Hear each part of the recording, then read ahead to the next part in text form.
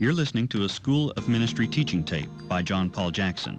For more information on this and other ministry materials, or for information on conferences, please write to Streams Ministries International, P.O. Box 101808, Fort Worth, Texas 76185, or call toll-free 1-888-441-8080. Thanks for listening, and God bless you.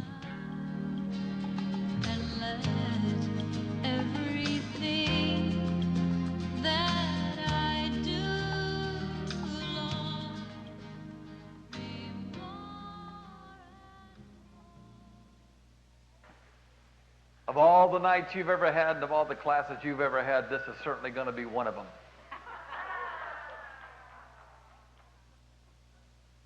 It's a promise and a prophecy, I'm telling you. This is going to be one of them. We're going to talk about some things that are very interesting to you. I was telling some of the staff today, I spent about 40 hours preparing for the 3 hours of this class. I've gotten up at 1:30 in the morning and gone into the office to the class. I got up this morning at 4 o'clock, and usually I get up around 4 or 5 o'clock to come into the office to prepare for this one class. And not because it's so difficult, but because it's so hard to weed out what I'm not going to teach you. After all these years of holding stuff in, I found a couple things I found out. One is I found that things that have become common to me catch your attention. And so I'm understanding that, or I'm beginning to understand that I am now trying to compile lessons on the things you're going to be asking me about. And so last month I put into a future, deal with in the future, about eight different lessons that we couldn't get to, we didn't have time to get to. And this month I did 10. There's 10 lessons, in addition to the stuff I'd already planned to give you in the following months. So I was telling some of the staff about it today, and I said, you may have to have a 202, like second part of Dreams and Visions, because we will spend 3 hours tonight going through stuff and going over stuff, and we haven't even gotten to interpreting your dreams yet. Okay? We've just gotten to some facets of how to write them down, which may astound you. Some different ways of writing them down, and there's reasons for that, which we'll get to later. Okay, you had a homework assignment. We're not going to go over the whole thing unless you particularly want to, but there is a couple things that I need to share with you. One is I made a mistake. Two mistakes, actually. In Eupneon, where it said Acts 2:7, it was actually Acts 2:17. So I just left out a digit, but I did that. My fingers, as I grow older, aren't as nimble as they used to be, and so it's Acts 2:17. All right, then in I think that's actually the only one I made a mistake on. The others I didn't make a mistake on, but I got a lot of emails from you asking me what in the world was I talking about here. And for example, one of the emails that I received, actually 4 or 5 emails on this particular one, was the Mara or Mareh in Visions in the Old Testament, under Visions in the Old Testament, Mareh, Judges 13:6. Someone was saying, the emails that I received said, I have no clue what that means. That he would use Mareh in that way. Well, I will give you a little hint. The sight that they saw was glowing and radiant. I won't tell you what sight that was. Sight meaning visual. It could be a human, it could be anything, but I'm just letting you, because I don't want to do your homework for you. But the idea of that tells you that anytime the word M-A-R-E-H, Mareh, is used, there is some denoting of brilliant light or radiance coming from that entity. Okay? That's what I'm trying to get you to understand. I'm trying to get you to understand that these words mean more than just, he said, thus saith the Lord. They're used to denote an environment. They're used often to denote a method. They're used often to denote a site. They're used often to denote a feeling that is beyond a human feeling. They're used to denote many, many supernatural issues. And why is that important? Because all those things are still happening today. They're all still happening today. And so I've found that the more I expect God to be God, the more he's God. And the more I limit him, the less he's God. Not that he's not totally God, but in my eyes and in my experience and in the manifestations around him, he doesn't manifest himself. Why? Because my faith limits his touch in my life. You see, whenever God touches us, we always exit that moment feeling better, more full of, fuller of faith. Thank you, Gary. You'd catch me on that one. Fuller of faith and better. Here's what I found in my life. I found that for me not to spend time with God is to deprive myself of feeling better. Because anytime I'm in his presence, he takes the chaos that the enemy is throwing at me, the chaos the enemy is throwing at me, he takes that and turns it into order for my past and for my future. So I need his touch. I need the Lord to touch me. And I can't make it without him touching me. Though I have found myself from time to time, for sometimes long periods of time, thinking that I could do it without him. That the anointing would carry me. And the reality is, without his touch, my life immediately begins to disintegrate. Because chaos then begins to rule. Whenever I do not spend the time with the Lord to feel his touch, that could be 5 minutes, it could be 30 seconds, it could be 5 hours. He determines that time. He's like the lover at the door knocking. He determines when he's going to knock. You determine if you're going to answer. See? And so it may take him 5 hours to come. It may take him 10 seconds to come. He may already be there knocking, and you don't even know it. You just think it's your idea to get up, not knowing that he was going to knock on your door. So we're going to be talking about those issues and others.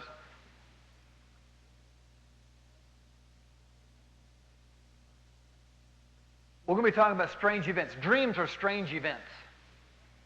I wonder, Bob, is there any way we could turn off this row of lights right there? Would that be possible, Gabriel? This might show up a little bit better if we can. Dreams are supernatural events. They are spiritual touch when they come from the tree of life. There are dreams that come from the tree of the knowledge of good and evil. We'll be talking about that. There are dreams that come from your own soul, dreams that come from your own ego, and so on. But there are dreams that come from God. And even the dreams that the enemy sends, the Lord can use them to tell you something about you. And obviously about the plans of the enemy, which we'll talk about next month or the month after. Okay, so I want to talk to you about strange events, because some of you are going to begin experiencing this. And this class isn't just about dreams and visions, it's also about prophetic things and the use of those prophetic things in a local church setting. First thing I want to talk about is you got your homework will say strange events at the top of it. Okay? At the top of that sheet. Trances. What is a trance? I used to think that trances were something that happened to you and you do go. You know, like the guy being hypnotized by some magician or something, you know. There, bend your head right, bend your head left, bark like a dog. You know, that type of thing. That is not. What I have found, very good. What I have found is this. I have found that trances can immobilize you, and you can fall, and we'll talk about that shortly. But oftentimes, you will have a trance while you're praying, and you'll think it's a daydream.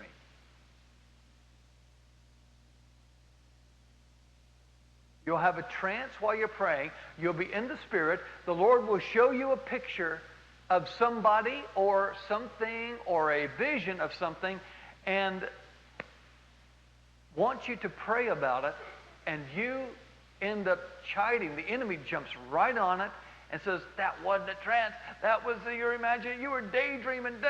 God is really angry at you now. You might as well get up. He's gone back to heaven. He's not listening to you anymore. And the reality is that God just spoke to you and said, pray about this issue.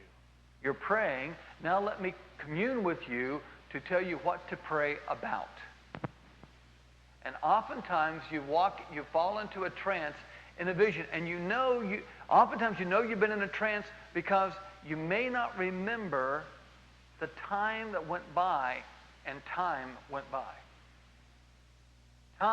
Trances transcend time. Okay? So that's one evidence of a trance. The other is that once you pray about that issue, you feel a relief because you prayed. So there's relief. Again, because God touched you, even their chaos that you felt is now through your prayer relieved to some degree. Therefore, you feel relief in praying. That's how you can know that you prayed enough. You feel the relief of that. It's also how you know you haven't prayed enough, because you haven't or don't feel the relief of that yet. See, as God comes and He brings order, increasing order out of the chaos of their life, our lives, whatever, when He brings that increasing order, He always brings relief with order. Anguish comes with chaos. Relief comes with order. So, trances are very important. A trance from God is not a hypnotic trance which has been induced by a man.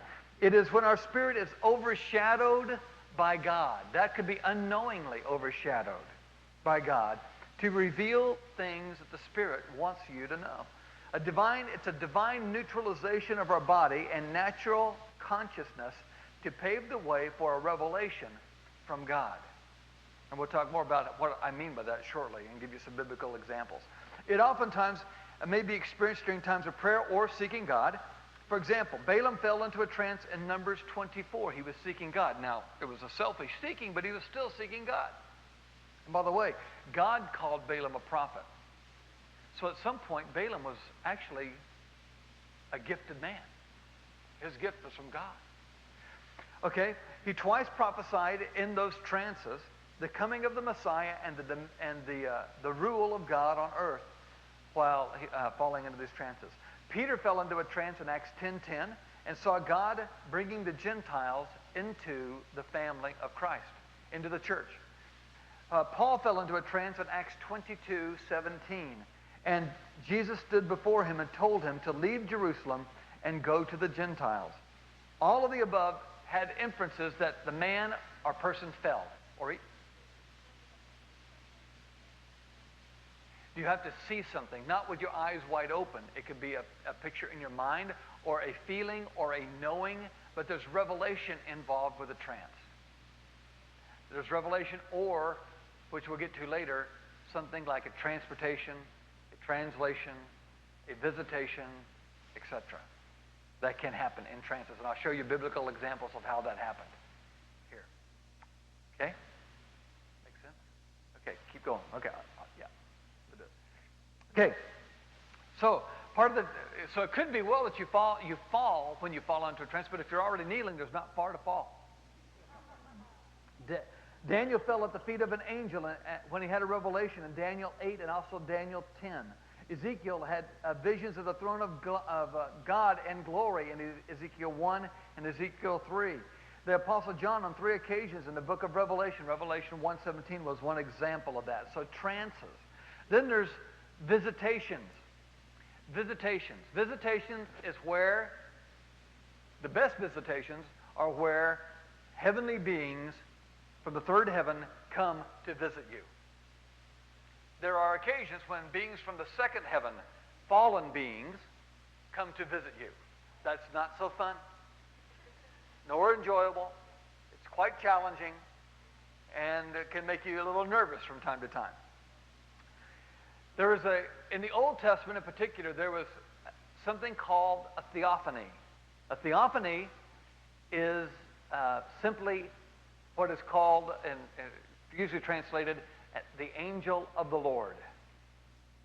It is often called the Lord, and some even think that this is the pre-incarnate Christ who had come to manifest. For example, Abraham and 3 angels, so we know that this angel of the Lord, this theophany, was not an angel equal to the angels that were there with him. In fact, Abraham called him the Lord.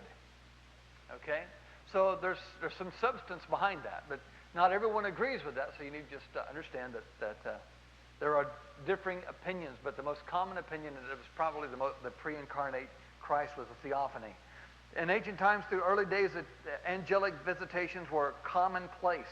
In fact, I mentioned this a little bit last week, but when evidence of that is when the angel of the Lord stood in John's, I think it's John's mother's house or John's house, knocked on the door. Peter was loosed out of prison. They thought it was Peter's angel. It was actually Peter who stood there, but they thought it was Peter's angel. And it was just common.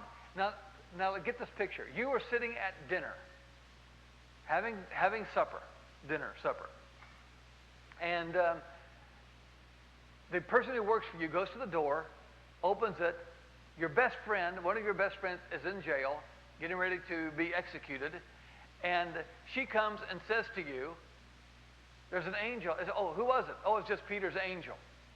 Now, what would you do if you were sitting at the table eating and she came back and said, it's Peter's angel? What would you do? Run to the door. Exactly. What did they do? They sat there. Why?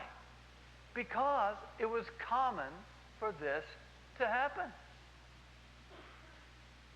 Now we would go, whoa, let's go see him, let's meet him, let's go find it, let's get his autograph. They didn't even think anything about it because, why? Because it had to have been commonplace.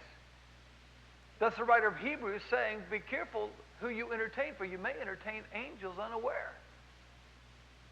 Probably way more frequently than we think. So angelic visitations have been common since the very beginning. Okay, now visitations. Visitations can come from one, I mentioned a theophany. Hagar in Genesis 16 experienced that. Abraham, Genesis 22, experienced that. Moses in Exodus 3 experienced that. Had an angel of the Lord come and visit him, and there's other places as well. And then angels can visit you. Abraham had that, Daniel had that, Ezekiel had that, Isaiah had that, Zacharias, the father of John the Baptist, had that in Luke 1. Philip had that in Acts 8. Peter had that in Acts 12. So it's not just an Old Testament phenomena. It's Old and New Testament angelic visitations. Then,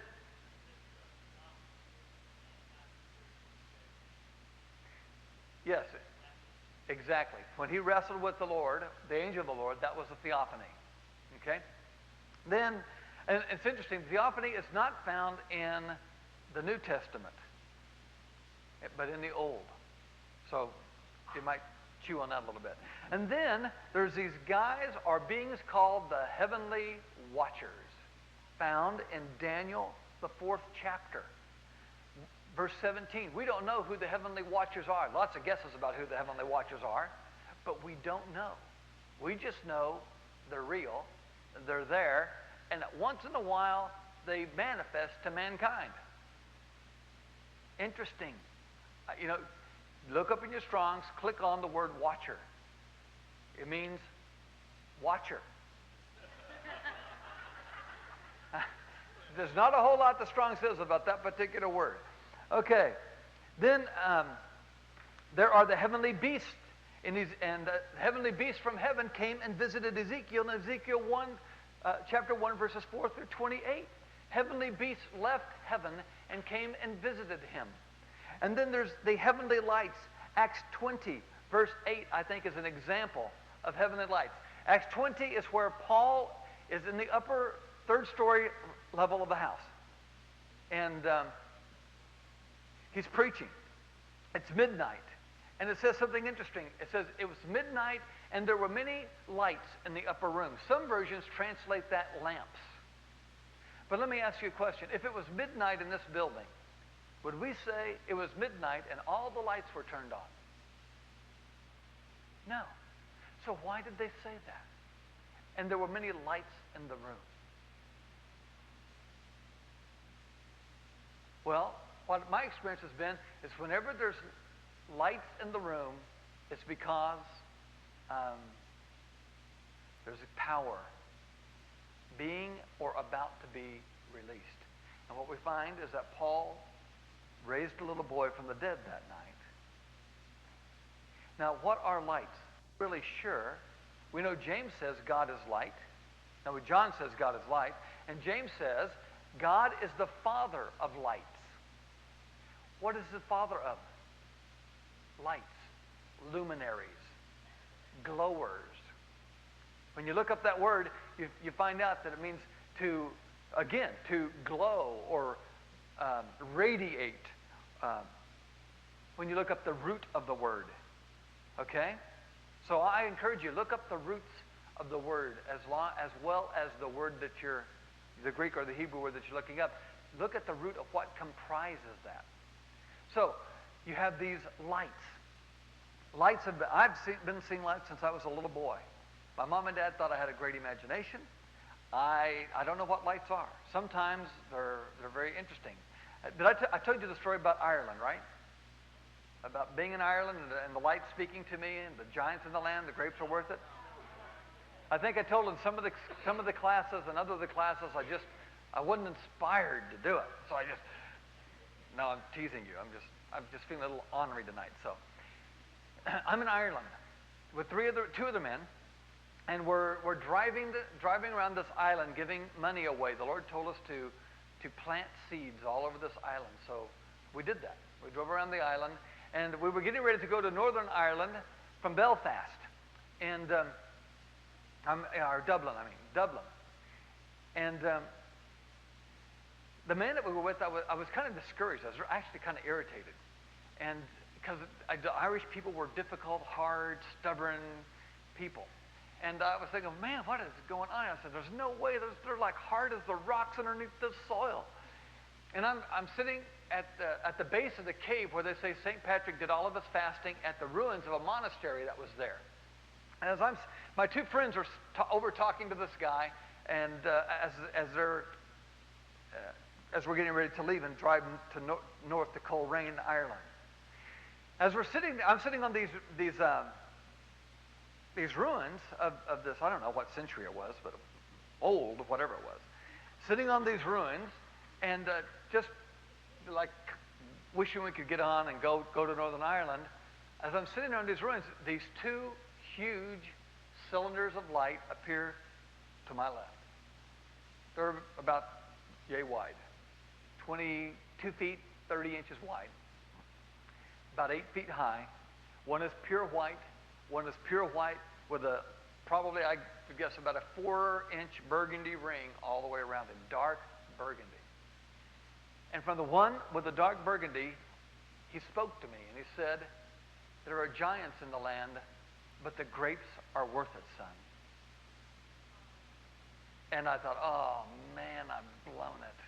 I'm not exercising the mercy of God, da-da-da-da. So, oh man, what a bummer this is. So I jump up and I go to the guy and I start talking to him, and again, you're touched. The chaos is in it, and peace is in your life. You go, I've blown, forgive me. I was earring, please forgive me. And so he starts telling me about where we're going. He says, you're going up north to Coleraine. You're going to stay with a young man, Brendan. And he's strange. And I go, what do you mean he's strange? Oh, he's just strange. It won't take you long to figure it out. I go, well, wait a minute. I don't want to stay with some axe murderer or something. I mean, what's strange? And he says, well, it's hard to tell what strange is, but it's good, but he's just strange. So I'm thinking, oh, great. Okay, all right, here we go. So we drive on up to Northern Ireland, to Coleraine, and we get there, and we drive up to the address of his house, and this guy walks out of the house. And he kind of looks, reminded me of me. I mean, his dark hair, graying, and back then I had black hair, so did he. And he walks out of the house and he goes, there's the men that I saw was sitting in me tub this morning. I go, oh, great, I'm staying with a self-proclaimed prophet. Oh, great, this is just what I need. Oh, man, God, what are you trying to do to me? He says, yep, well, I was sitting in me tub this morning and I saw you men coming my way. I said, well, you knew we were coming. He says, I knew you were coming, but I didn't know what you were. I says, what do you mean, what we were? He says, well, it says, this man right over here. He's this, and he's a pastor. And I go, well, pretty good. I mean, but, yeah, luck. Because it was true, it was accurate.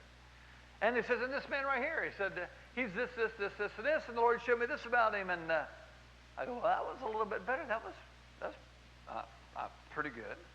And he says, and about you. And I go, okay, this had better be good.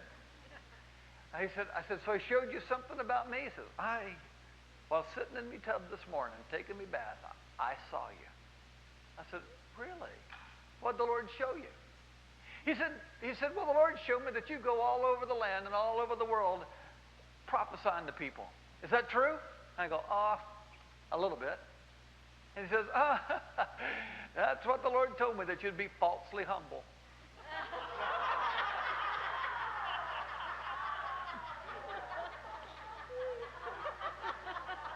He did.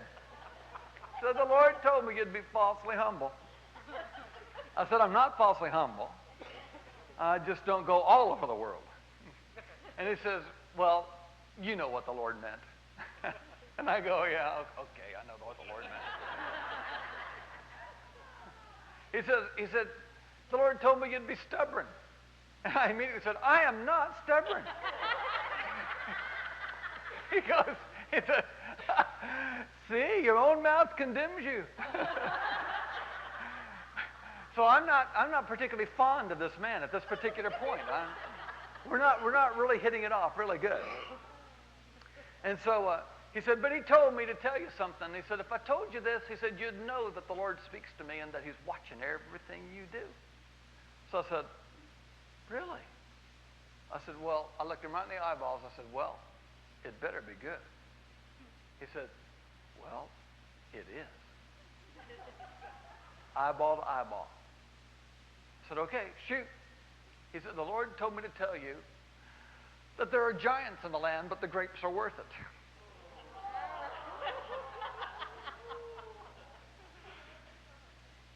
I am stunned. I go, oh, my land. You do hear from God. You hear from God. Because I hadn't even told these other guys what happened to me that morning. I hadn't even told them. I'd just been sitting kind of stunned in the car, just soaking it in, just not knowing how to tell them. And so for him to say that confirmed the issue of those two lights saying that about Ireland to me. Powerful. Changed a whole mindset that I had. Lights have appeared oftentimes in my life. Snowflake lights, swishes of light, cylinders of light, flashes of light. You turn your head and they're gone. Sometimes they stay. When I was in Southampton, England, last of February, 1st of March, 1997, I was speaking in a conference at a man named Tony Morton's church. It was a conference that Graham Cook was putting on called on prophetic ministry. I'm speaking at this particular church. It's an afternoon meeting. And afternoon meetings are always hard. The people are lethargic because, the speakers are lethargic. Like we just ate, we had an incredible conversation. It was intense, and now I got to teach a class. So everybody is kind of in a place where the highest learning curve is usually not present. It's usually a lower learning curve type of time. And so as you grow in this, you learn that you plan active things in afternoon sessions. So I'm going to talk about much of what I'm talking about here, supernaturalness of God or strange events in our lives. And I was telling this story about Ireland. I told him a story about some other lights that had happened. And I said something to the effect of, after all, he is the Father of lights. And as soon as I said that, there was a huge gasp from the more than 400 people who were there attending that workshop. And a couple of dozen lights flooded into the room, and everyone saw them. Everyone but 8 saw them. There were 8 who didn't see them. But I'll talk about that in a moment, yeah. They went from the front to the back, from the top to the bottom, from side to side, swirling, churning. There were small lights. There were snowflake lights. There were long. Several people saw a long bar, like 30 feet long and 4 or 5 inches thick, and it was multicolored.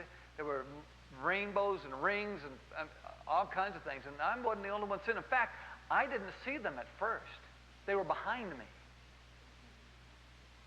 And the people were going, ooh, ah, huge, 400 people doing this. It was a very loud noise. In fact, it was so loud, the other workshops in the other part of the church let their people out of the workshop to go see what all the noise was about. People from other buildings, there were parts of the church in another building, and people from the other building heard it. It was so loud, heard it, and came in to see what was going on. People were coming down out of the balconies. People were falling back in their chairs. Some were laughing, rolling on the floor. Some were crying and just wailing, crying. Many different manifestations, just tons of them. David?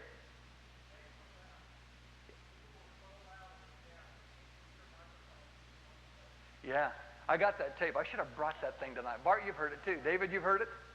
You can hear the people gasping as they, well, you can't see them pointing, but they were pointing as they were gasping. It was a incredibly powerful time.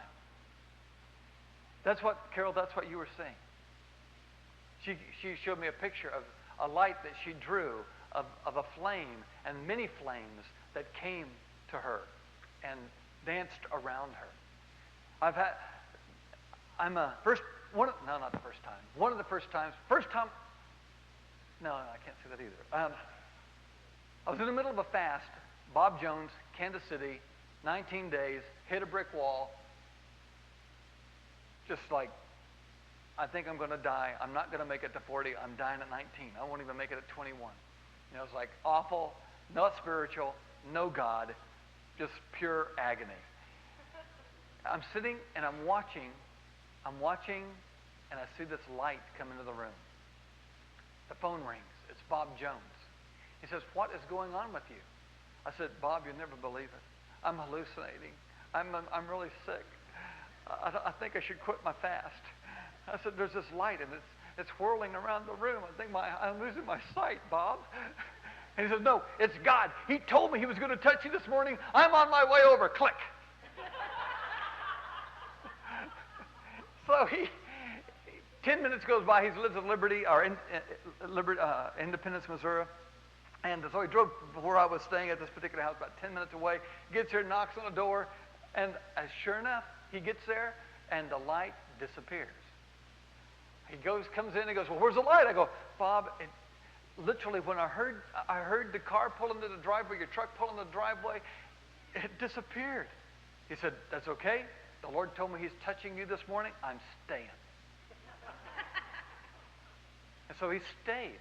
And we're talking, and about 15 minutes into the conversation, the light comes back into the room, swirling and flashing. Bob gets this scared look on his face. He gets up and closes all the draperies in the room, thinking it's some reflection off of some wind chime or something, you know. Gets up, closes all the reflections in the room, and is worried. And then he realizes that the more we talk about Jesus, the light seems to dance and is bubbly and joyful, and moves faster around the room. And So we start talking, and we kind of play with it. It's kind of playing with us, and it swirls by our face and acts like it's going to hit me, and then I duck, and it goes right by me. And I know this sounds strange to you. I probably will have to erase this tape, but this is true. This is true. I don't share this publicly. It's like Keith came into my office and they said, "Are you sure you want to tell some of the stuff you're going to tell?" I said, "I don't know, but I just feel like I'm forced to. I'm being compelled to tell how wonderful God is, that he hasn't changed a lick, that all this stuff in the Bible, that's why I want you to look up this stuff, because it still happens." So anyway, that's enough light stories. I could tell you a dozen more light stories, maybe 24 more light stories, but watch. That's a light. You just saw it land. Yeah, you just saw it come into this dimension. And you saw the bottom of the skirt and the flash of the land. Because for a moment, your conscience was not ruling you. Your mind was not ruling you. Your spirit saw it, and then your mind took over. And that's what happens to us. Our spirit sees it, and then our mind takes over. We are so trained in our mental capacities that we have to be able to allow our spirit to see and our mind to be subordinate to the spirit. Not mindless, subordinate. There's a difference. Okay? A difference. Our mind takes over. And once our mind clicks into gear, unless it's controlled by the spirit, it will rationalize and immediately, unknowing, because you're so used to it, it's a habit of thought, you will automatically tell yourself it didn't exist. Or, what was it that I saw? And you start questioning. What's the purpose of saying things like that? I don't understand the fullness of it, but I know this.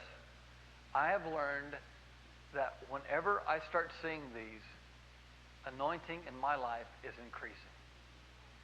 2, whenever I start seeing these things, usually power increases from heaven in my life. And 3, whenever I see these things, it makes me forever increasingly aware God really exists.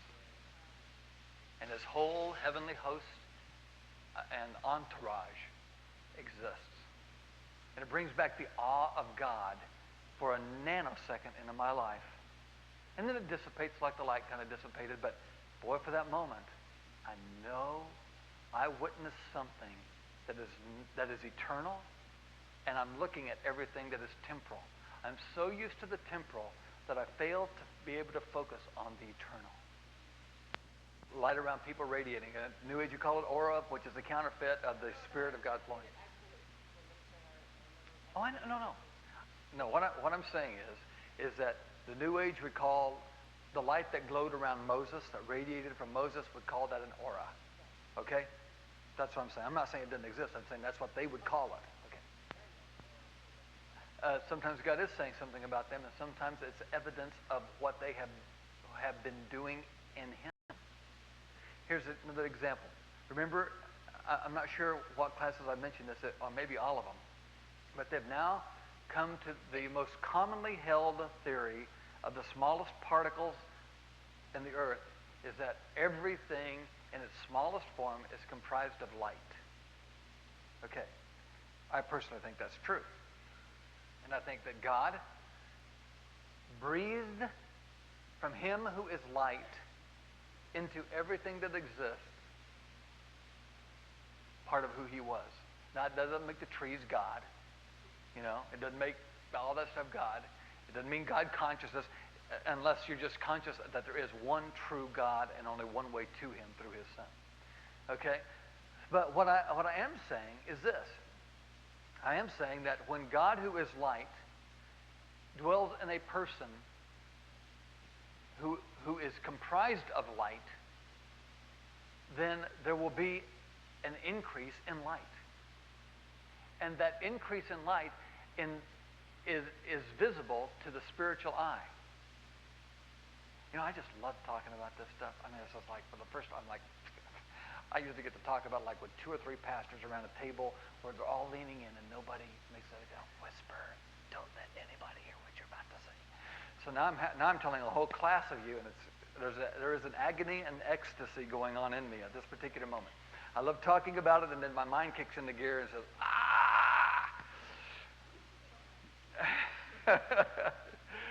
Here we got time. Well, as God dwells in us more, then his light is going to radiate it through us, from us more. And what he is doing, he is multi-lighted. One of the things we're going to be studying here in the next month or the following month is the 7 colors of light, and the three spectrums of light. There's 3 spectrums of light. In 2 of the 3, there is dark light in the middle. In 1 of the 3, there is a white light in the middle. And what that means, Matthew says this.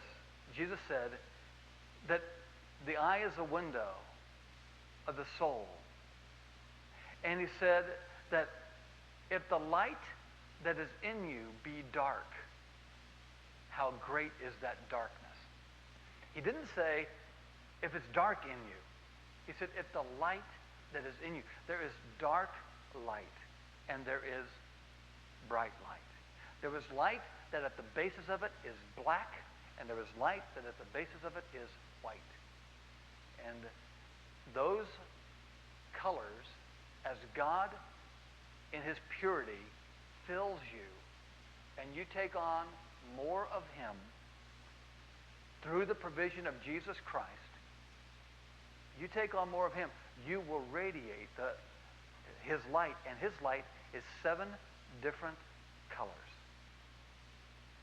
And I'm not going to get any more into that, because then I won't get into the rest of what I got to teach tonight, and then I have to teach tonight what I got to teach then, and I'm going to get all messed up, and there's no rhyme and reason to what I'm teaching you. So I'm trying to build one thing upon another as I'm teaching you through this. Okay, so that is what I believe gifted people can see. What they call it doesn't mean that that's what it is. But there is dark light that can radiate from people as well. And you have to understand the difference between dark light and white light. And there's a big difference. We're going to show you that difference in a month or 2. Okay, now, visitations can occur in dreams, like they did with, I forgot one more. There's one more thing that you can get a visitation from. That's the heavenly hosts. Now, we don't know what the heavenly hosts are. Some have speculated they're angels. And a distinction, as it was between a theophany and an angel, there's a difference between a host and an angel. And hosts can visit you. That's what happened with the shepherds and visiting the Son of God, Jesus. Host visited, came into our arena. We do not know what they are, but they are heavenly entities. Heavenly entities. Okay. Visitations can occur in dreams, like they did with Jacob in Genesis 31, or Nebuchadnezzar in Daniel 4, or Joseph in Matthew 1. Visitations can occur in visions in Daniel 8, Paul in Acts 18. Visitations can occur in trances, Zechariah in Zechariah 4:1, and John in the book of Revelation, in particular 1:7. Visitations can occur in real life or with your eyes wide open when you're wide awake. Abraham in Genesis 18, Peter in Acts 12, Zacharias in Luke 1, and Paul in Acts 2, verse 9. So visitations. Visitations is where a heavenly being, preferably from the third heaven, comes to visit us in this arena, the first heaven, the lower heaven. See, if there's a third heaven, there has to be a second heaven, and the ones who dwell in the second heaven are the demonic hordes. There's 5 levels of demonic hordes that dwell there, which we won't talk about. There's 5 levels of angels who dwell in the third heaven. They all came from creation of God, and all still have their gifts because God doesn't remove gifts.